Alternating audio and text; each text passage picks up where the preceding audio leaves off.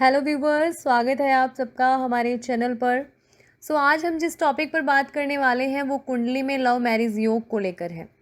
अब तक की कुंडली विश्लेषण में ज़्यादातर सवाल सबके अपनी कुंडली चेक करवाते हुए जो रहते हैं वो है रिलेशनशिप को, लव अफेयर्स को लेकर, लव मैरिज को लेकर।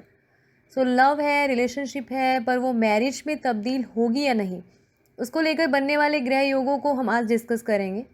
इस वीडियो को आप एंड तक ज़रूर देखिएगा और जो भी व्यूवर्स हमारे चैनल पर नए हैं तो एक बार चैनल को इसे सब्सक्राइब करने के साथ साथ नोटिफिकेशन के लिए बेल आइकन को क्लिक ज़रूर कर दें ताकि एक सही गाइडेंस और इन्फॉर्मेशन जो है वो आपको आगे भी मिलती रहे और चैनल वीडियोस को आप शेयर ज़रूर करें। चलिए बात करते हैं जन्म कुंडली में लव मैरिज की ग्रह स्थिति पर। ज्योतिषीय सिद्धांतों में एक ऐसे व्यक्ति से विवाह जिसे आप ऑलरेडी फेमिलियर हो और उसे पसंद करें, अच्छी बॉन्डिंग हो, उससे विवाह होना ही प्रेम विवाह लव मैरिज होता है। कुंडली में सभी विषयों के लिए निश्चित भाव तय किए गए हैं और जब बात आती है लव मैरिज की तो कुंडली का प्रथम भाव यानी लग्न, पंचम भाव, सप्तम भाव, नवम भाव, एकादश और द्वादश भाव को कारक मानते हुए देखा जाता है। लग्न भाव व्यक्ति सेल्फ है, उसकी फिजिकल बॉडी है। पंचम से प्रेम और रिलेशनशिप देखी जाती है। सप्तम शादी का, जीवन साथी का होता है और नवम भाग्य का। एकादश लाभ और इच्छा पूर्ति का है और द्वादश से पर्सनल लाइफ और शैया सुख नींद को देखा जाता है। इन मुख्य भावों का जो कॉम्बिनेशन है वो लव मैरिज में जितना इम्पॉर्टेंट होता है उतना ही इम्पॉर्टेंट रोल कुछ ग्रहों का भी है। सभी ग्रहों को कुछ विशेष कारकत्व दिए गए हैं। मेल और फीमेल की कुंडली में नैसर्गिक रूप से प्रेम के कारक ग्रह अलग अलग होते हैं। वैसे शुक्र जो है वो प्रेम और आकर्षण का जो नैसर्गिक कारक ग्रह है, इसमें मेल की कुंडली में शुक्र ग्रह को प्रेम और विवाह का कारक माना गया है और फीमेल की कुंडली में मंगल ग्रह को प्रेम का कारक माना गया है। इन भावों और शुक्र मंगल के साथ साथ राहु का संबंध भी हो जाए तो लव मैरिज में एक बहुत इम्पॉर्टेंट रोल जो है राहु निभाता है। कुंडली का पांचवा भाव और भावेश प्रेम संबंध बनवाने के लिए जिम्मेदार और सहयोगी होते हैं क्योंकि पांचवा भाव लव अफेयर्स का होता है, रिलेशनशिप का होता है। जब मेल की कुंडली में पांचवें भाव या भावेश का संबंध शुक्र से और फीमेल की कुंडली में मंगल से किसी भी तरह होता है या दोनों ही ग्रहों का संबंध होता है तो दो लोग एक दूसरे के प्रति अट्रैक्ट होते हैं जिससे उनके बीच में प्रेम होने और प्रेम विवाह के चांसेस मजबूती से दिखाई देते हैं। शुक्र सप्तम भाव का कारक ग्रह है। जब पंचमेश, सप्तमेश और शुक्र का शुभ संयोग होता है तो ऐसी ग्रह स्थिति में लव और मैरिज दोनों हो पाती हैं। शुक्र और सप्तमेश दोनों पंचम भाव में प्लेस्ड हो, मंगल यानी पुरुष ग्रह है जो और शुक्र स्त्री ग्रह है, दोनों की युति हो जाए और परस्पर दृष्टि संबंध हो तो लव मैरिज के योग बनते हैं। मंगल, शुक्र, राहु के साथ साथ प्रेम संबंधों में चंद्रमा की भूमिका बहुत इम्पॉर्टेंट होती है क्योंकि चंद्रमा मन है और मन से ही कोई व्यक्ति प्रेम करता है या करती है। अगर चंद्रमा पक्ष बली है यानी पूर्णिमा के पास का हुआ तो प्रेम विवाह में मजबूती देगा और अगर अमावस्या के पास का हुआ तो चंद्रमा कमज़ोर होकर प्रेम संबंधों को स्टेबल ना करके प्रॉब्लम देगा। कुंडली में पंचमेश अगर पंचम भाव या सप्तमेश, लग्नेश या चतुर्थेश से संबंध बनाए तो भी प्रेम संबंध गहरा बनता है।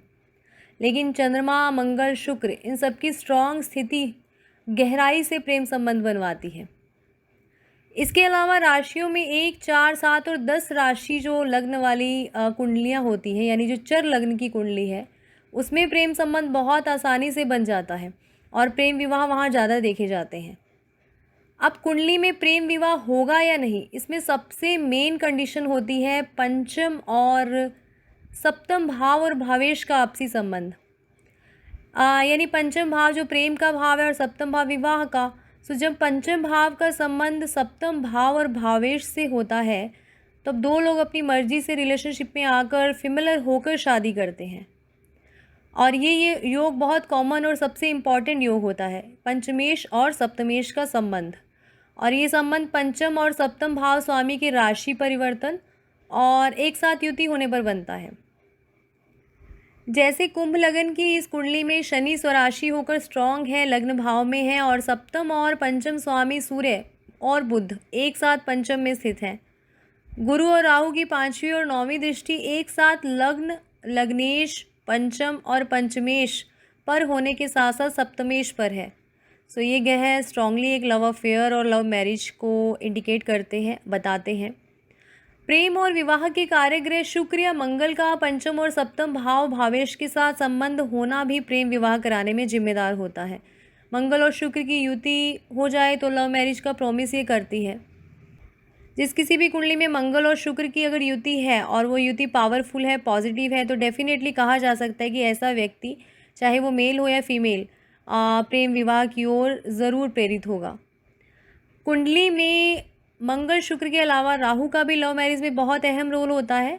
पहले भाव में राहु हो पर सातवें भाव पर गुरु की दृष्टि ना हो तो व्यक्ति प्रेम विवाह की तरफ अग्रसर होता है। और कुंडली में मंगल का शनि या राहु से संबंध हो तो भी प्रेम विवाह की संभावना बनती है। सातवें भाव के स्वामी व शुक्र पर शनि या राहु की दृष्टि हो तो भी प्रेम विवाह की संभावना बनती है। अब इस नेटल चार्ट में जो ग्रह स्थिति बनी हुई है, तुला यानी चरलगन की कुंडली है।